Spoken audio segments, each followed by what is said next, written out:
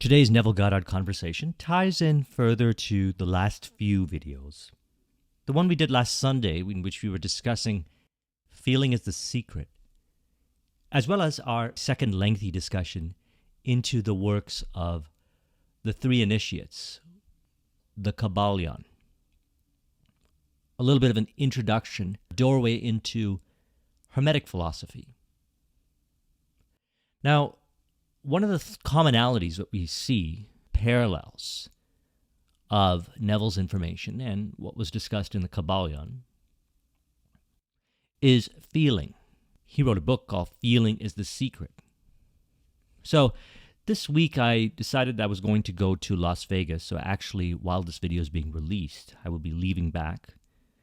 And it was a spontaneous decision that really came as a result of the feeling.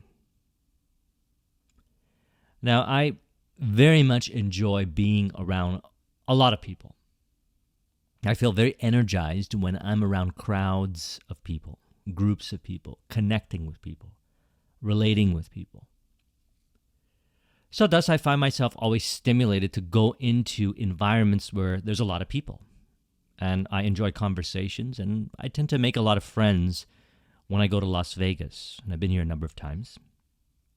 And we always have these interesting experiences, and there's always synchronicities in our conversations, and this really relates back to the premise of this information, that feeling really is the secret.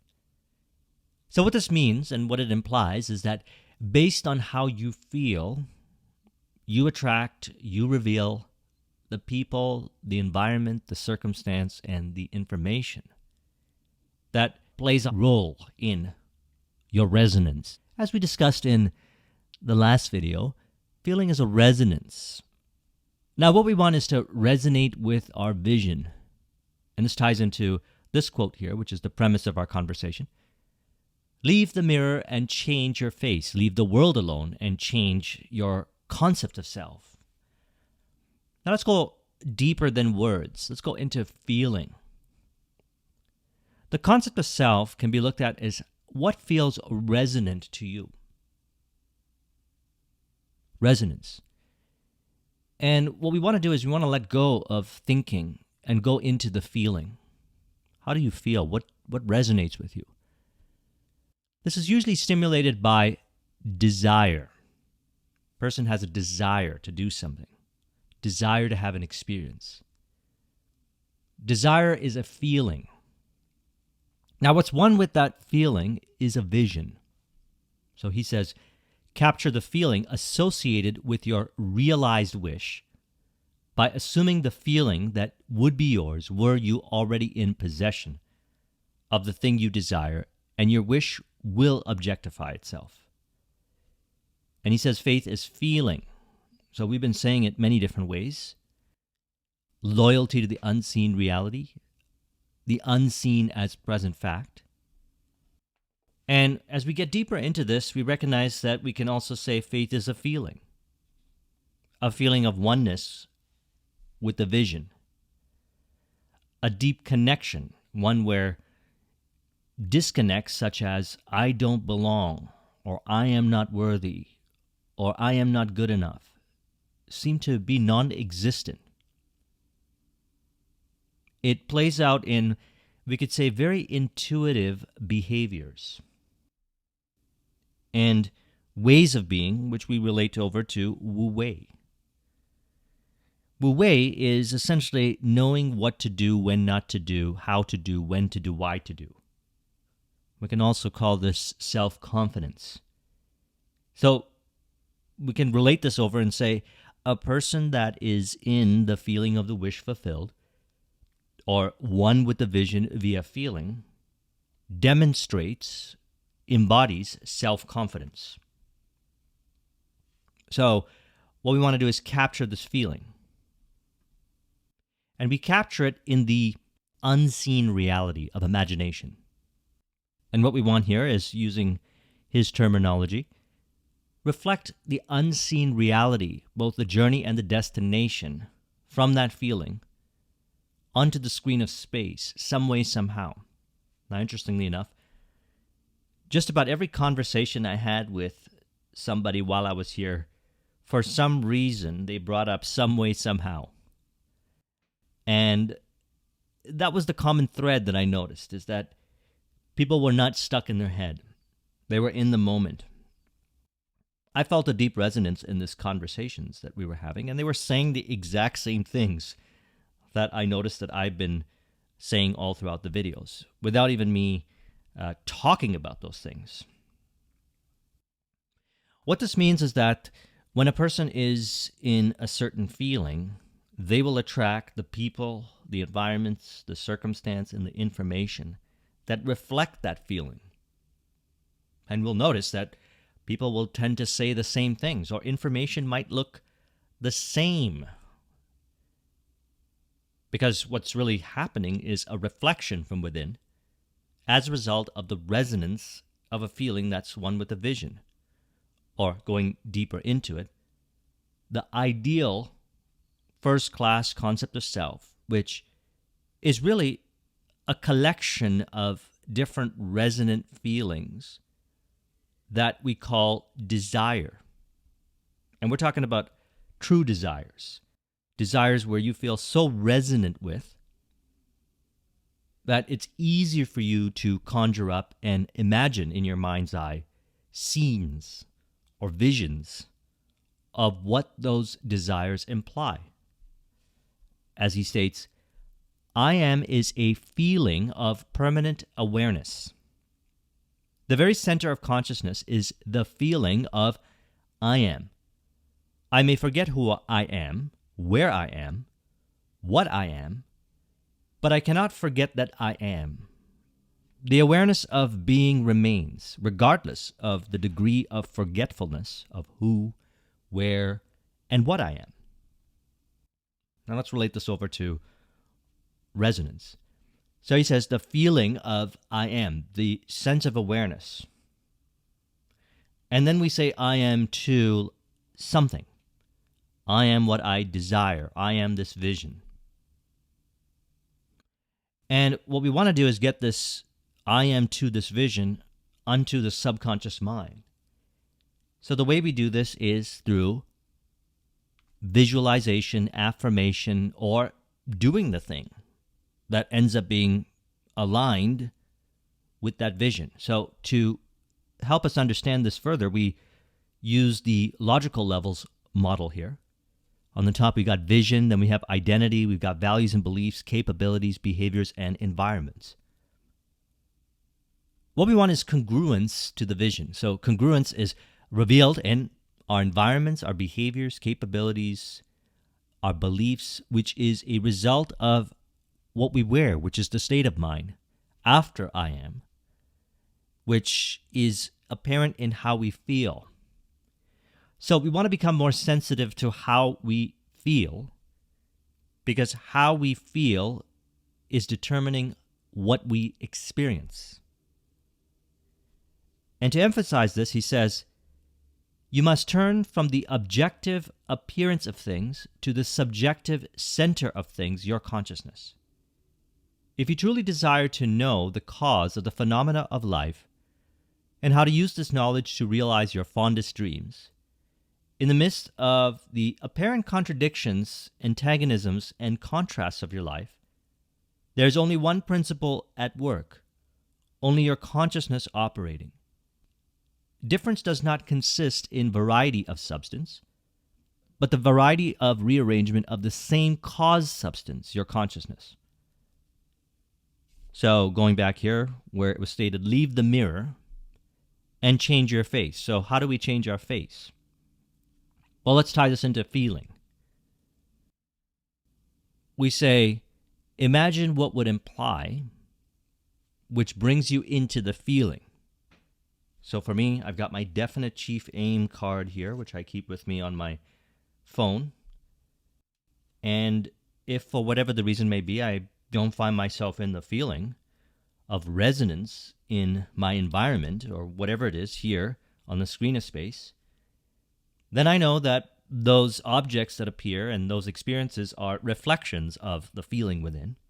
So I bring myself into an ideal feeling. So I read the card. Another thing that I do is I honor the hunches and intuitions that show up. I was actually up north snowboarding, up north from Toronto. And then I was heading back, and I had this feeling just show up out of nowhere, intuitively so, saying, I want to go to Las Vegas. It just showed up. So I said to myself, I'm like, this is interesting. What if I honor this feeling? I mean, I really do believe, and when I look back at my experiences, and through many conversations I've had with others, and interestingly enough, the conversations that I've been having with everyone here, is everybody's looking to connect back, or so it appears in the world that I live in, and maybe it is the same for you, back to this intuition, this knowingness where within ourselves we understand our desires and our visions, and we want to honor it. We call this self-confidence.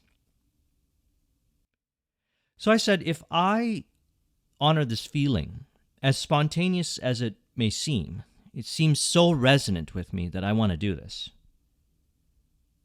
then it must open up more doors, as we discussed in the last video. How doors open up into worlds within worlds. So I honored the feeling. I booked the flight, and actually 4 or 5 hours later, I was on the flight to Vegas. I booked a place to stay while I landed and everything. Completely spontaneous. But what I noticed is that by following this feeling that I got, as I reflect back on the week, and I'm recording this on Friday to be released on Sunday, I had amazing experiences. And more specifically put, these were resonant experiences based on what I desire and who I really am. So thus, I want to encourage this intuition within you. Sometimes it may require us to do something that we might not normally do. As I reflect back on the Steve Jobs commencement speech, some way, somehow, we tend to get to the destination, but that some way, somehow is revealed via faith, which is the feeling, or we could say trust within ourselves. And we want to honor that feeling, so that means encourage the feeling. That means think the things, do the things. Why? Because that becomes a habit. And as he says here, to be transformed, the whole basis of your thoughts must change. But your thoughts cannot change unless you have new ideas. For you think from your ideas. All transformation begins with an intense burning desire to be transformed. The first step in the renewing of the mind is desire. So I would agree with that as I reflect back on this experience. I felt that this was a transformative trip. And when I look back at my journey of life and the different stories that we share on this channel in regards to entrepreneurship, I recognize that these desires that I had, maybe in the earlier stages, I would battle them. I would deny them. I would suppress them. And for some individuals, they repress them, as in it has been suppressed for a long enough time where they feel disconnected with who they really are. What I would like to inspire in you is encouraging these desires, because they take you in very interesting pathways. It brings us down the spiritual alchemy process, as we had articulated a handful of videos ago. I'll put a link in the description to that video. The spiritual alchemy process. We learn about ourselves, we grow, we evolve, and we, more accurately put, become who we really are. And that's why I always say that the journey is as valuable as the destination. So intuition guides us within via the feeling. And what we want to do is honor this feeling. See where this feeling takes us. As Steve Jobs had said, have the courage to follow your heart and intuition. Everything else is secondary. Bold statement. But the more we practice this, the more we experience a feeling of self-confidence. And what's interesting, as we experience this feeling of self-confidence, this congruence of who we are, is people, environment, circumstance, information that reflect that self-confidence seem to reveal themselves. You have conversations and you connect with people that resonate with that feeling, and you feel at home with them. You feel like you've known them your whole life. I found that to be very interesting. He says, in giving birth to your idea, you must bear in mind that the methods of mental and spiritual knowledge are entirely different. That is a point that is truly understood probably not more than one person in a million. Although I would say more so today, at least from my experience, I'm noticing more people resonating with this kind of information. Now, based on what we learned from Neville, we say, okay, this is happening within ourselves first. So it would be then reasonable to assume, as a result of working with this information, that they must be resonant to who we are within. So it would appear that more people would be resonant this way, because that is how we feel inside. He says, you know a thing mentally, but looking at it from the outside, by comparing it with other things, by analyzing it and defining it, by thinking of it, whereas you can know a thing spiritually only by becoming it, only by thinking from it. So let's go a little deeper into this. Feeling into it, and then as a result of identification within, resonating with that feeling, feeling the resonance, we start thinking from it, such as the ideas start showing up. And he says, you must be the thing itself and not merely talk about it or look at it. So I call this living the philosophy, which is why congruence is very important to me and continues to be more important to me as I continue down this journey with you. That means that my environments, my behaviors, my capabilities, my values and beliefs reveal the congruence of what I am feeling, what I am resonating with. And what I'm looking for is the deep resonance of who I really am. And that's stimulated by desire. Honor the desire, commit to the vision, see it all the way to completion, and repeat the process again and again till the identity becomes one of honoring the desires and living by that intuition. And it may be unconventional, may be different, but you know what? After a while, it becomes normal. And it becomes who you really are. Your way of being is who you were meant to be, you could say. And you'll find that there'll be people, there'll be information, there'll be environments, there'll be circumstances that reflect it based on maintaining that feeling. That becomes your self-image, as we've been discussing through Maxwell Maltz's work, Psychocybernetics. It becomes who you are, and you automatically orient yourself. You get ideas, and you feel compelled to do it. When I look back, as a result of working with this information, I realized that I felt compelled to do it. And while there was, a little bit of a thought process that said, should I do it and whatnot, most of it was, I'm going to do it anyways. And I just did it. And this is just one story. I tend to do these things a lot. Spontaneous travel, changing things around, intuitively guided. So you could say, there is a method to the madness, although I don't consider it madness. I consider it a way of being. I consider it as normal, actually. He says, in giving birth to your idea, you must bear in mind that the methods of mental and spiritual knowledge are entirely different. So this is not about overthinking. This is about honoring the feelings. The thinking will be accurate in relation to the vision. When we have assumed the feeling of the wish fulfilled, which is the state of mind that's one with the vision, then the thinking becomes accurate. Then there's very little or no overthinking. And if there is overthinking, then it is a revelation of certain thought processes that we have been identifying with, probably identified with for an extended period of time. And then through the process of self-talk, revision, subconscious mind audios, or even being in supportive environments, having conversations with individuals for an hour or 2 or 3 or 4 hours, you're connecting with someone who's pretty much saying the same thing to you. And they're living the philosophy, and you see the results in their life.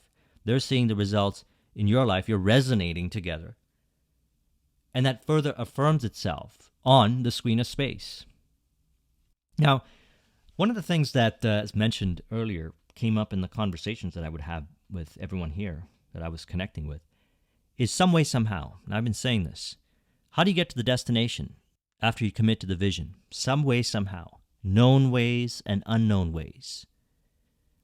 How do you know what to do? You know what to do. That's what we call self-confidence. When you're in the feeling of the wish fulfilled, you know what to do. And what you want to do is honor that.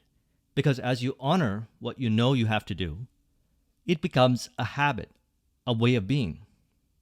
You actually let go of egotism. And this ties into the spiritual alchemy process, which is part of the earlier stages of the journey, is letting go of certain kinds of thinking pattern, which we would call egotism, which is not really truly who you are. Seems to create unnecessary complexity in thinking, behaviors, relationships with people, environment, circumstance, and information. It starts to get excluded out of the way of being. It's released. You realize it's no longer true. And so this also can be looked at as, sometimes I refer to this as stepping into your flow or stepping up your flow. And by stepping up your flow, it's really honoring the feeling, saying, okay, well, this is the feeling, where it's taking me. I trust that some way, somehow, it's going to lead me to the vision and also reveal who I truly am. So I'm going to honor it. I'm going to honor it, and I'm going to make it a priority. And so I put together 3 ways that can help you here as I was reflecting back during the week of how to communicate this message in a way that would be very relatable and complementary to your goals, your visions, your aspirations, and who you were really meant to be, how you were really meant to live, which is revealed by how you feel. Honor the feelings, what you desire. So the first step is to surrender to the moment. So if you are recognizing that whatever reactivity shows up on the journey, I would suggest not fighting it. Practice letting it be, allowing it to pass through you.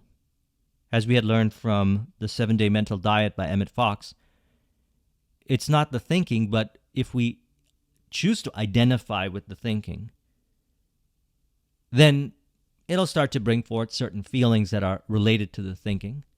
But when we recognize that we are transcendent to the thinking, we also recognize that we have a preference in the matter to identify with whatever kind of thinking patterns. And this reminds me of the work of David Hawkins. Some of you might have read the books Letting Go and Power versus Force. I recommend reading those books. Helped me understand this process of surrendering, letting go of this egotism aspects that were within me, which prevented me from being who I really am, and also honoring these desires, which are feelings. And you can sit for hours intellectualizing these feelings, but they happen so fast as we tie into some of the works from Malcolm Gladwell, Blink specifically, thinking beyond thinking. It's fast, it's rapid, and it's not even really about the speed. It's about being, it's about knowing. And we want to live more like this because this helps us release from unnecessary complexity, overthinking, and so forth. So I suggest that if a person feels very identified with overthinking, take a step back, surrender to the now, and get into the feeling. The feeling leads you some way, somehow, into who you are really meant to become. And I'll reflect back on my experience. This is far easier for me to do this today than ever before. Certainly way easier when I started this journey in 2004 with Think and Grow Rich. So David Hawkins says, high states of consciousness also are frequently experienced by athletes, where one suddenly breaks through a performance barrier and the activity then miraculously becomes effortless. It is notable that this transcendence of the personal self and surrender to the very essence of spirit of life often occur at a point just beyond the apparent limit of the athlete's ability. So, if I get a feeling, I want to go down this thread, I want to do this thing, and if I have internal resistance, then I know that that mixture right there is an opportunity. It simply means I got to do that thing. Because I notice this statement here, what he's saying is so true afterwards. I realize it so truly afterwards. This personal self, or the way I like to look at it, is aspects of programming or programming within myself that's not really who I am, is all of a sudden released. I move through that programming. I ascend past it. And then some way, somehow, I know what to do, what to say, how to act, and I notice feels like I'm in a different world. And this ties into very much in what we talked about in the last video through the Kybalion, in which they say, don't make the assumption that this is the only world, what we see in the five senses. There are worlds within worlds. And, we'll understand this more so on the journey, and the person doesn't have to understand it. We work with it, simplify it by honoring the feeling. So the first step is to surrender to whatever it is that you're experiencing. The doubt, the indecision, the fear, whatever it is. Because when we don't fight it, what happens is we actually transcend past it. This was the aspect that was discussed in the principle of rhythm. Again, relating back to the Kybalion video, I recommend watching it, in which there's an ebb and flow. So we don't identify with, or using the Kybalion terminology, polarize to a aspect of the journey in which we become reactive. We can identify that we are being reactive, and by releasing from it, and the thinking may say, I got to do this, I got to do that, and overthinking starts to happen, when really we find that by surrendering, releasing from the thinking, reveals the feeling, or brings us back into resonance with the vision. Because that's in the subconscious mind. Once we have imagined and assumed that that way is the way it's going to be, whatever the vision is, the subconscious mind has received the instructions, and it's expressing the five sensory reality, or he says the screen of space, some way, somehow, in known and unknown ways, in combination, or maybe all unknown ways. That's the some way, somehow. We let that happen. And our involvement really is following the intuition, the feeling that guides us all throughout the journey. And this is also the flow-based pathway and the intuitive pathway. Then, if you would like to make peace with whatever that attribute was, you could see it how it really is. So, Neville says, your assumption to be effective, it must be a maintained attitude of the wish fulfilled. And that maintained attitude that gets you there, so that you think from your wish fulfilled instead of thinking about your wish, is aided by assuming the feeling of the wish fulfilled frequently. That to which you constantly return constitutes your truest self. That's what we're talking about here. Your truest self, which is revealed by your desires and honoring them. That's the key. Frequent occupancy of the feeling of the wish fulfilled is the secret to success. Now, see it for how it really is look at reality from the perspective of in harmony and in contribution to your vision. This is what I always say. So, for example, if we go back to some of the aspects of this video, I see others that show up in my world as in harmony and in contribution to my vision. This is something that I practiced over the journey. One of the things that really helped me a lot with this was sales and entrepreneurship. Sales or prospecting created a lot of disconnect within me in the earlier stages. I felt very disconnected with people rather than seeing it from the accurate perspective, how it really is, which is people show up to receive the benefit that I have to offer. The benefit is for them, and I receive fair compensation for it. So people, environment, circumstance, and information show up based on the resonance. As I started to resonate with that, I started to see it happen more so. Simply put, my business started to grow. I started to make more sales. And if, for whatever the reason may be, they weren't interested, I looked at it as optimization data. This is where we can get into the marketing and the business building side. Optimizing the product, the positioning, the marketing. And that was also totally fine. Because what we're really doing when we're looking at it from those perspectives is we're seeing it for how it really is. The people aren't rejecting us unless we want to believe that they are rejecting us. The people are accepting us, although our ideas of acceptance might not be as vast and nuanced.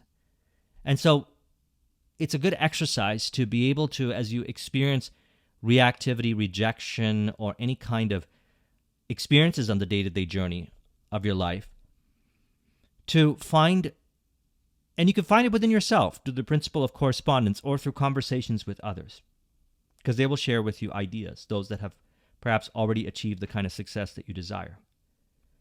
Different perspectives to help you understand how it really is. And you know when you found the true perspective, when you once again feel resonant with the vision and resonant with that perspective. Because I could say hundreds of different things to you as to how to interpret the five sensory experience depending on what shows up. But the one that you are really going to identify with is the one that you feel resonant with. I may give you perspective A and you might say, I don't feel resonant with that one. I give you perspective B, you say, I somewhat feel resonant with that. So I vary it, working with the principle of polarity as discussed in the last video. I give you another variation of it, and that one feels resonant to you. And you say, that is really how it is. So that's what we're looking for, is to find the accurate and true perspective so that we can experience more of a harmonious, resonant feeling of the wish fulfilled, flow-based journey to realizing our vision. And we first start by letting go of the unnecessary reactivity by surrendering to the moment, letting go of the thinking. Instead of fighting it, release from it. You get better at it with practice. And then number 3, bring yourself back into the feeling. So the conversation of finding the perspective and identifying with the perspective, such as, I realize that this client is actually revealing to me how to achieve my prosperity goals. I want to listen very attentively to what they're saying and be really present, deep engagement to this interaction with them, because I know that they are teaching me things, revealing things, and I'm doing the same for them. So this is a fair spirit of harmony deal. That right there brings a person back into the feeling. And so he states, be careful of your moods and feelings, for there is an unbroken connection between your feelings and your visible world. So let's read this again very carefully. Be careful of your moods and feelings, for there is an unbroken connection between your feelings and your visible world. So what we're really looking for is congruence. So once we commit to the vision, we feel that congruence, the feeling of the wish fulfilled. And to maintain it, we listen to our intuition and we honor the feelings that show up, because they're bringing forth the ideal environments. They're expressing the ideal behaviors. A person that goes in with that mood, let's say if they were an athlete, since we brought up an athlete's example, into the practice, will develop their capabilities at a more accelerated pace. They're resonant because they're authentically desiring to be there and they're deeply present. One of the ways to practice this, and this is what I've been doing more so every day, is really being present to each task, project, or thing that I'm doing, be it a conversation, be it whatever it is that I'm doing. Be very present to it. Realizing that that's exactly where I want to be. And by being very present to it, you find yourself back into the feeling. By letting it be, again, I really recommend reading the works of David Hawkins. What happens is you can see it for how it really is. You get the accurate thinking, the accurate perspective. You resonate with that accurate perspective, or the idea, as he had stated earlier here. To be transformed, the whole basis of your thoughts must change. But your thoughts cannot change unless you have new ideas. For you think from your ideas. Now here's the beautiful thing. Everybody that I speak with, I find they all have ideas. We all have ideas. The question is, do we honor them? Because we recognize that desire starts the process when we honor the ideas, which means stepping into that could be an environment, behavior, capability. This is all stimulated from within. It's something that you feel inspired to do, and it may be infused with some fears, doubts, indecision, insecurities, and that's okay. Surrender to that it's riddled with fears, doubts, indecision, and insecurities. That's totally fine. Then what you'll find is you'll do the thing. And you will see it for how it really is. And then you'll bring yourself back into the feeling. You'll make it a habit. And those aspects that we could say internally within ourselves we were allowing to distort the feeling, which we could label them as fears, doubts, indecision, or anything like that, no longer seem to have the power over us. And we recognize that they never did. Only we were allowing those ideas, which may not be the true ideas, to be those that we identify with. So again, we want this to be a feeling way of being. Beyond conceptualization.